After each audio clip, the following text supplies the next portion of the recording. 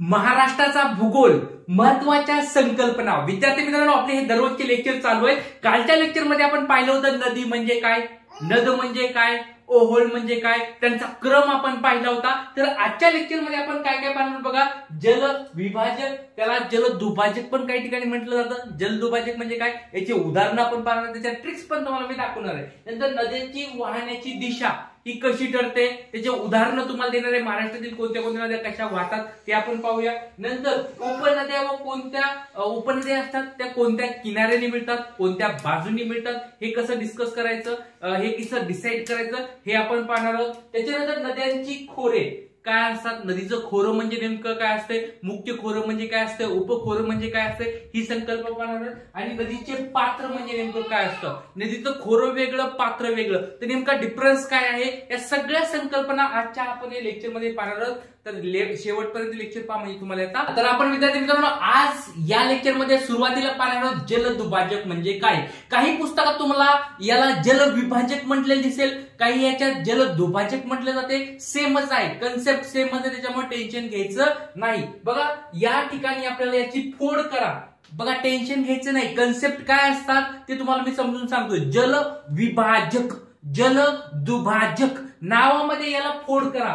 जल बरोबर, जल प्लस काय विभाजक, विभाजक किंवा दुभाजक म्हणजे काय, जल म्हणजे पाणी बरोबर, नद्या आहे, आणि विभाजक किंवा दुभाजक म्हणजे वेगळा करणारा, म्हणजे असा घटक जो नद्यांना वेगळा करतो त्याला म्हणायचं जलदुभाजक. याचे भरपूर सारे उदाहरणं असतील बघा. म्हणजे काय, एखादा डोंगर रांग असेल, डोंगर रांग आहे, ही दोन नद्यांना काय करते, वेगळं करते, याला जलदुभाजक म्हणू शकतात तुम्ही. किंवा एखादी छोटं पठार आहे, ते पठार काय करू शकतं, दोन नद्यांना वेगळं करू शकतं, त्याला पण जल विभाजक म्हणू शकतात, दुभाजक म्हणू शकतात. किंवा एखादं छोटं तळ आहे, समजा एखादं मोठं तळ आहे किंवा तलाव आहे किंवा काहीतरी मोठी अशी गोष्ट आहे जे दोन नद्यांना वेगळं करतं, त्याला पण जलविभाजक म्हणू शकतात, दुभाजक म्हणू शकतात.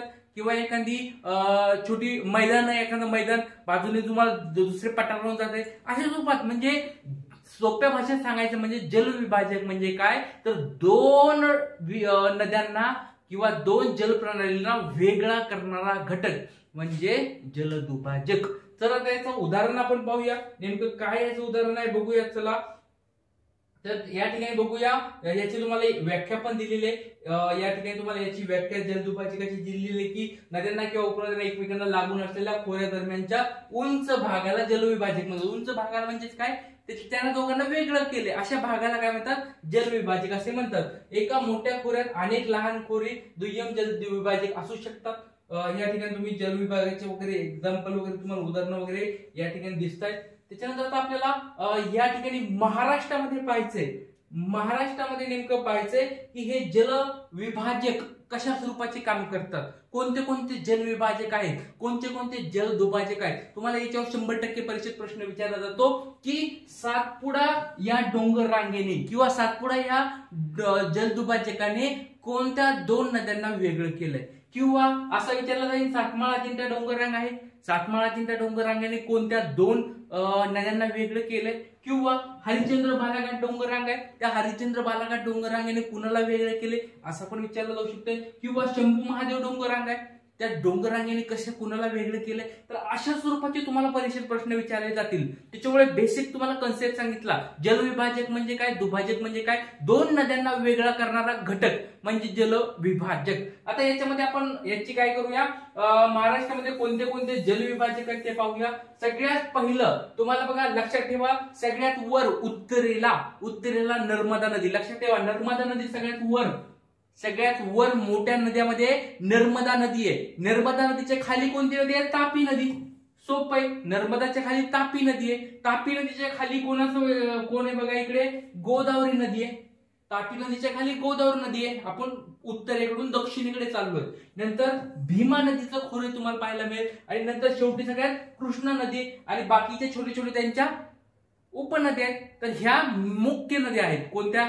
नर्मदा सगळ्यात वर आहे, तापी त्याच्यानंतर आहे, गोदावरी त्याच्यानंतर आहे, नंतर तुम्हाला भीमा पाहायला मिळेल आणि कृष्णा पाहायला मिळेल. ह्या सगळ्या नद्या आहेत. आता या नद्यांना वेगळं करतात. काही काही घटक आहेत, असे काही काही घटक आहेत यांना वेगळं करतात. जसं की काय आहे की सातपुडा डोंगररांग आहे. सातपुडा डोंगररांग, ही सातपुडा डोंगररांग काय करते? नर्मदा नदी आणि तापी नदी या दोन नद्यांना वेगळं करते. म्हणून सातपुडा पर्वतरांगेला काय म्हणतात? नर्मदा आणि तापी नदीचा जलदुभाजक असे म्हणतात. सोपं आहे. नंतर आता बघा, याच्यानंतर पुढचं तुम्ही बघू शकता. त्याच्यामध्ये काय आहे? तापी नदी आहे आणि या ठिकाणी गोदावरी नदी आहे. या दोन नद्यांना कोण वेगळं करायला? या ठिकाणी सातमाळा अजिंठा डोंगररांग आहे. सातमाळा अजिंठा डोंगररांग तुम्हाला परीक्षेत प्रश्न विचारला जाऊ शकतो. सातमाळा अजिंठा डोंगर रांगेमुळे कोणत्या दोन नद्यांना वेगळं केलं? तर एक आहे तापी नदी आणि दुसरी आहे गोदावरी नदी. अशा स्वरूपात तुम्ही बघू शकता. त्याच्यानंतर तुम्हाला पुढचं आहे गोदावरी नदी असेल आणि भीमा नदी असेल. या दोन नद्यांना जर कोणी वेगळं करते ते आहे हरिश्चंद्र बालाघाट डोंगररांग. कोणती? हरिश्चंद्र बालाघाट डोंगररांग या दोन नद्यांना वेगळं करते. या दोन नद्यांना वेगळं कोण करते? हरिश्चंद्र बालाघाट डोंगररांग. म्हणून हरिश्चंद्र बालाघाट डोंगररांगेला जलविभाजक म्हटलं जातं गोदावरीचा आणि भीमा नदीचा. आता पुढची नदी आली आहे कृष्णा नदी. पुढची कोणती नदी आहे? कृष्णा नदी. एक कृष्णा नदी काय करते? आणि भीमा नदीला विभाजन डोंगररांग मधून कोणते गेले? त्या डोंगररांगेमुळे दोन पाणलोट क्षेत्र वेगळे झाले. तर अशी शंभू महादेव डोंगररांग. कोणती? शंभू महादेव डोंगररांग ही जी डोंगररांग आहे या दोन नद्यांना वेगळं करते. म्हणून शंभू महादेव डोंगररांगेला कृष्णा नदी आणि भीमा नदीचा जलदुभाजक असं म्हटलं जातं. नंतर अजून एक महत्वाची गोष्ट तुम्हाला या ठिकाणी जर पाहिलं असं सह्याद्री पर्वतरांग आहे. सह्याद्री पर्वतरांग काय करते? कोकणातील नद्या आहेत. कोकणातील नद्या आणि पठारावरील नद्या, या पठारावरील नद्या या दोघींना वेगळं करतात. म्हणून सह्याद्री पर्वतरांगेला, ही जी सह्याद्री पर्वतरांग आहे आपली, या सह्याद्री पर्वतरांगेला पण काय म्हणतात? जलविभाजक म्हणतात, जलदुभाजक म्हणतात. कोकणातील नद्या आणि पठारावरल्या नद्या यांना वेगळं करतात. म्हणून सह्याद्री पर्वतरांगेला पण जलदुभाजक म्हणतात. आतापर्यंत तुम्हाला काही अडचण असेल तर कमेंट बॉक्स मध्ये विचारा. तर जलविभाजक मध्ये आपण पठारावरले पहिले सातपुडा पर्वतरांग असेल, नंतर या ठिकाणी सातमाळा अजिंठा डोंगररांग असेल, हरिश्चंद्र बालाघाट डोंगररांग असेल, शंभू महादेव डोंगररांग असेल. या डोंगररांगा म्हणजे जलविभाजक आहे. इकडे सह्याद्री पर्वतरांग तुम्हाला या ठिकाणी पाहायला मिळणार आहे. तर आतापर्यंत तुम्हाला काही अडचण असेल तर विचारू शकतात. आणि याची ट्रिक्स पण आहे, सोपं आहे. न सता सात गो हरी अभिषेक नावाची सोपी ट्रिक्स आहे. बघा, न म्हणजे काय? नर्मदा, स म्हणजे सातपुडा, ता म्हणजे तापी, सात म्हणजे सातमाळा, गो म्हणजे काय? तर गोदावरी, हरी म्हणजे हरिश्चंद्र बालाघाट, या ठिकाणी सायलेंट आहे. नंतर मग भी म्हणजे भीमा नदी, श म्हणजे शंभू महादेव आणि क म्हणजे कृष्णा नदी. नसता सात गो हरी अभिषेक म्हणजे आपण म्हणतो का नसता काय करूया? गो म्हणजे काय? गोमातेचा आणि हरी अभिषेक करूया.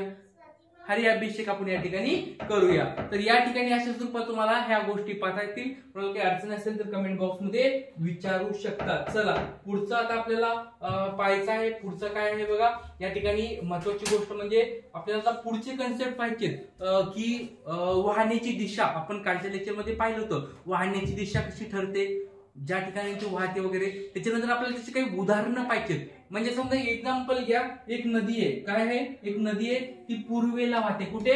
पूर्वेला वाहते. तर अशा महाराष्ट्रामध्ये कोणत्या कोणत्या नद्या ज्या पूर्वेला वाहतात? काही नद्या काय होतात? पश्चिमेला वाहतात. पश्चिमेला अशा कोणत्या कोणत्या नद्या पश्चिमेला वाहतात? काही नद्या उत्तरेला वाहतात, वरच्या साईडला. अशा कोणत्या कोणत्या नद्या आहेत त्या पाहूया. नंतर कोणत्या कोणत्या नद्या दक्षिणेला आहेत, दक्षिण दिशेला कोणत्या कोणत्या नद्या वाहतात, दक्षिण वाहिनी आपण ज्याला म्हणतो, ह्या नद्या कोणत्या कोणत्या आहेत ते आपण पाहूया. तर अशा स्वरूपाच्या सगळ्या कन्सेप्ट, अशा स्वरूपाच्या सगळ्या संकल्पना आपण या मॅजिक ठोकळ्यामध्ये टाकलेल्या आहेत. बेसिक पासून, खूप बेसिक पासून तुम्हाला असं पाहायला मिळेल. असं कोणत्याच पुस्तकात तुम्हाला दिसणार नाही. बाकी हे एवढेच छोटे छोटे कन्सेप्ट कोणत्याच पुस्तकात भेटणार नाहीत. त्याच्यामुळे छोटे छोटे कन्सेप्ट सहित, आकृत्या सहित सगळ्या गोष्टी टाकलेल्या आहेत. तुम्ही हे वाचू शकता. चला, आता पुढचं आपल्याला पाहायचं आहे ते म्हणजे पुढचा आपल्याला कन्सेप्ट पाहिजे तो म्हणजे नद्यांची वाहण्याची दिशा. आपण काल या ठिकाणी पाहिलेली नदीची वाहण्याची दिशा म्हणजे ज्या दिशेला नदी वाहते त्याला वाहण्याची दिशा असे म्हणतात. आता याची आपण एक्झाम्पल पाहूया. याचे काय पाहूया? एक्झाम्पल पाहूया. कोणते कोणते एक्झाम्पल आहेत बघा. सगळ्यात सुरुवातीला या ठिकाणी पूर्ववाहिनी नदी. आता बघा महाराष्ट्रातील सगळ्यात मोठी सगळ्यात लांब पूर्ववाहिनी नदी आहे गोदावरी. कोणती? गोदावरी. नंतर तुम्हाला या ठिकाणी अजून काही अशा नद्या आहेत ज्या की पूर्व दिशेला वाहतात. महाराष्ट्रामध्ये पूर्व दिशेला वाहतात, जसे की भीमा नदी आहे, कृष्णा नदी आहे, पैनगंगा नदी आहे आणि दक्षिण पूर्णा आहे. आता ही पैनगंगा नावाची नदी आहे, पैनगंगा आणि दक्षिण पूर्णा या ज्या दोन नद्या आहेत या कोणाच्या उपनद्या आहेत मला कमेंट बॉक्स मध्ये सांगायचंय. कमेंट बॉक्स मध्ये सांगायचंय दक्षिण पूर्णा आणि पैनगंगा नदी या कोणत्या नदीच्या उपनद्या आहेत किंवा हे कोणत्या नदीचे उपखोरे आहेत. कमेंट बॉक्स मध्ये मला तोपर्यंत उत्तर द्यायचं आहे. चला पुढचा मुद्दा आहे तो म्हणजे पश्चिम वाहिनी नद्या. पश्चिम वाहिनी म्हणजे पश्चिमेला वाहतात, पश्चिम दिशेला वाहतात. म्हणून अशा नद्या कोणत्या कोणत्या बघा. तापी नदी आहे, उत्तर पूर्णा आहे, आता नर्मदा आहे, कोकणातील सर्व नद्या ह्या पश्चिमेला वाहतात. सगळ्यात मोठी नदी बघा पश्चिमेला सगळ्यात नदी मोठी जी आहे तापी नदी आहे. लक्षात ठेवा सगळ्यात लांब पश्चिम वाहिनी नदी तापी नदी आहे महाराष्ट्रामधली. त्याच्यानंतर बघा उत्तर पूर्णा आहे, नर्मदा आहे आणि कोकणातील नद्या. आता अजून एक छोटा प्रश्न विचारतो बघा. उत्तर पूर्णा वेगळी, दक्षिण पूर्णा वेगळी, तर उत्तर पूर्णा नदी कोणाची उपनदी आहे? कमेंट बॉक्स मध्ये मला सांगायचं आहे. चला पुढचा कन्सेप्ट आपण पाहूया तो म्हणजे दक्षिण वाहिनी नदी. आता दक्षिण वाहिनी म्हणजे काय? दक्षिणेला वाहतात ज्या नद्या कुठे वाहतात? दक्षिण दिशेला म्हणजे खालच्या दिशेला वाहतात. त्या कोणत्या नद्या बघा. वर्धा नदी आहे, वैनगंगा आहे, प्राणहिता आहे, इंद्रावती आहे, अरुणावती आहे, उदयी आहे, पेंच आहे, बांडिया आहे, वेना आहे, चूलबंद आहे, मूल आहे. अशा भरपूर साऱ्या नद्या तुम्हाला अजून पाहायला मिळतील ज्या की दक्षिणेला म्हणजे खालच्या साईडला वाहायला दिसतील. आता यातलं लक्षात ठेवा जे तापी नदी बघा, तापी नदी आणि दुसरी म्हणजे गोदावरी नदी. या तापी नदी आणि गोदावरी नदीला वरच्या साईडनी मिळणाऱ्या म्हणजे या साईडला मिळणाऱ्या नद्या, वरून उत्तरेकडून वाहणाऱ्या नद्या ज्या आहेत दक्षिणेकडे वाहणाऱ्या, या सगळ्या नद्या तुम्हाला दक्षिण वाहिनी नद्या या ठिकाणी पाहायला मिळतील. शक्यतो ह्या नद्या गोदावरीच्या आणि तापी नदीच्या उपनद्या आहेत. लक्षात ठेवा गोदावरी आणि तापीच्या. नंतर पुढचा प्रश्न आहे तो म्हणजे उत्तर वाहिनी नद्या कोणत्या कोणत्या आहेत? उत्तर वाहिनी नद्या महाराष्ट्रामध्ये कोणत्या कोणत्या बघा. उत्तर वाहिनी म्हणजे उत्तर दिशेला वाहणाऱ्या कोणत्या कोणत्या बघा. मोरणा, नळगंगा, बुराई, विश्वगंगा, ज्ञानगंगा, काटेपूर्णा, पांझरा, बोर्डी, वाघूर, भोगावती. ह्या शक्यतो ह्या ज्या नद्या आहेत त्या तापी नदीच्या उपनद्या, तापी नदीच्या उपनद्या ज्या की कुठे वाहतात? उत्तर दिशेला वाहतात. तर ह्या तुम्हाला नद्या पाहायला मिळतील उत्तर दिशेला ह्या वाहिलेल्या नद्या आहेत. अशा स्वरूपात कुणाला पाहिजे असेल तर ही डायग्राम तुम्ही काढून ठेवू शकता. तुम्हाला इतर एवढ्या साऱ्या नद्या तुम्हाला कोणत्या पुस्तकात दिसणार नाहीत, या सगळ्या आपण काढलेल्या आहेत. त्याच्यामुळे तुम्ही हे लिहून ठेवू शकता उत्तर वाहिनी नद्या. चला आता पुढचा आपल्याला पॉइंट पाहायचा आहे तो म्हणजे आता उजवा किनारा डावा किनारा हे कसं लक्षात ठेवायचं. बघा हा पॉइंट सगळ्यात महत्वाचा आहे जो की तुम्हाला कोठेच पाहायला मिळणार नाही. लक्षात ठेवा सगळ्यात महत्वाचा पॉइंट आहे. सगळ्यात महत्वाचा पॉइंट तुम्हाला कोणत्याच पुस्तकात भेटणार नाही हा. त्याच्यामुळे सर्वांनी लक्ष द्यायचंय. काय आहे बघा. डावा किनारा उजवा किनारा कसं लक्षात ठेवायचं. कोणती नदी कोणत्या किनाऱ्याने मिळते, कोणत्या हाताने मिळते, कोणत्या बाजूनी मिळते हे कसं लक्षात ठेवायचं कोणत्याच पुस्तकात तुम्हाला पाहायला मिळणार नाही. पण मी तुम्हाला एक सोप्या भाषेमध्ये एक चित्रानुसार मी काढून द्यायचा प्रयत्न केलाय की हे कसं लक्षात ठेवायचं, हे कसं समजून घ्यायचं. तर लक्षात घ्या एक नदी आहे. कोण आहे ही मुलगी म्हणजे एक समजा एक नदी आहे, गोदावरी नावाची नदी आहे. कोण आहे? गोदावरी नावाची नदी आहे, मुलगी आहे ही. लक्षात ठेवा एक मुलगी आहे. ती मुलगी काय करायली आहे? पूर्व दिशेला वाहत चालली आहे म्हणजे पूर्वेला चालली. कुठे चालली ती? पूर्वेला चालली. ही मुलगी कुठे चालली आहे? पूर्व दिशेला चालली आहे. सूर्य समोर आहे बरोबर. या ठिकाणी सूर्य दिसतोय तुम्हाला, सूर्य या ठिकाणी आहे म्हणजे पूर्व दिशेला ती चालली आहे. आता पूर्व दिशेला जात असताना समजा एक एक्झाम्पल घ्या. या ठिकाणी पूर्व दिशा आहे. या साईडनी मिळणाऱ्या नद्या म्हणजे या खालून मिळणाऱ्या नद्या ह्या कोणत्या किनाऱ्याने असणार बघा. हातात माझ्या पेन आहे. पेन हातात कोणत्या हातात आहे? उजव्या हातामध्ये. म्हणजेच काय या साईडनी मिळणाऱ्या नद्या, या साईडनी मिळणाऱ्या नद्या ह्या उजव्या किनाऱ्याने म्हणजे इकडून मिळणाऱ्या नद्या कोणत्या असणार आहेत? उजव्या किनाऱ्याने. बघा मुलीचा हात पण दिसतोय तुम्हाला, उजवा किनारा. आणि हा हात कोणता आहे? डावा हात, वॉच घातले, लेफ्ट साइड, बरोबर. डावा हात म्हणजे डाव्या किनाऱ्याने मिळणाऱ्या नद्या, ह्या डावा हात म्हणजे ह्या साईडनी मिळणाऱ्या नद्या ह्या डाव्या किनाऱ्याने. आता हे डिसाईड कसं झालं, उजवा किनारा डावा किनारा, तर हे मुख्य नदीवर अवलंबून आहे. नदी जी मुख्य नदी आहे ती कोणत्या दिशेला वाहते, पूर्व दिशेला वाहते, म्हणून तिला काय म्हणतात, पूर्ववाहिनी, बरोबर. आता पूर्ववाहिनी नदी आहे म्हणून या साईडने मिळणाऱ्या नद्या उजव्या हाताने, म्हणजे हा उजवा किनारा झाला आणि हा हात म्हणजे डावा किनारा. नदीला पण दोनच किनारे असतात, लक्षात ठेवा. नदीला दोनच किनारे असतात, एक उजवा किनारा एक डावा किनारा. या साईडने मिळणाऱ्या उजवा किनारा, या साईडने मिळणाऱ्या डावा किनारा. किती सोपं आहे, उगाच पाठ करत बसायचं नाही. बरेच विद्यार्थी याला काय करतात, दक्षिणेकडून मिळणाऱ्या नद्या, उत्तरेकडून मिळणाऱ्या नद्या, पूर्वेकडून, असं करायचं नाही. नदीला दोनच किनारे असतात, एक असतो उजवा किनारा, दुसरा असतो डावा किनारा. उजव्या किनाऱ्याने म्हणजे समजा नदी, मुख्य नदी कुठे वाहते दिसते ते समजायचं, आणि त्या हाताला उजवा किनारा म्हणायचं, या हाताला डावा किनारा म्हणायचं. सोपं आहे, खूप सोपं आहे, जास्त टेन्शन घ्यायचं नाही. आता समजा एक्झाम्पल घ्या, एक दुसरी नदी आहे, ती कुठे चालली आहे, पश्चिमेला वाहत चालली. कुठे, पश्चिमेला. मग आता दिशा बदलली आहे बघा, मुख्य नदीची दिशा बदलली आहे, आता ती चालली आहे पश्चिमेला. पश्चिमेला चालले, हा हात असणारे म्हणजे या साईडून मिळणाऱ्या नद्या, म्हणजे या साईडून मिळणाऱ्या नद्या असणाऱ्या तिच्या आता कोणत्या हाताने, बघा लेफ्ट साइड, म्हणजे उजवा किनारा आहे का, नाही, हा आहे डावा किनारा. गोदावरी नदीला आपण ते पाहिलं, उजवा किनारा होता, पण नाही, मुख्य नदीची दिशा बदलली आहे. मुख्य नदीची दिशा बदलली म्हणजे आता याच्या विरुद्ध होणार आहे. हा हात तिचा असणार आहे डावा हात आणि हा हात तिचा असणार आहे उजवा हात. म्हणजे या साईडनी मिळणाऱ्या नद्या असणार आहेत उजव्या किनाऱ्याने आणि या साईडनी मिळणाऱ्या नद्या असणार आहेत डाव्या किनाऱ्याने. लक्षात ठेवा, हा खूप बेसिक कन्सेप्ट तुम्हाला मी आता समजून सांगितलाय. आता टेन्शन घ्यायचं नाही. बरेच विद्यार्थी दक्षिणेकडून मिळतात, उत्तरेकडून मिळतात. आता कृष्णा नदी आहे, नंतर काय काय अशा नद्या आहेत की ते समजा दक्षिणेकडे वाहतात, मग त्यांच्या उपनद्या कशा लक्षात ठेवायच्या.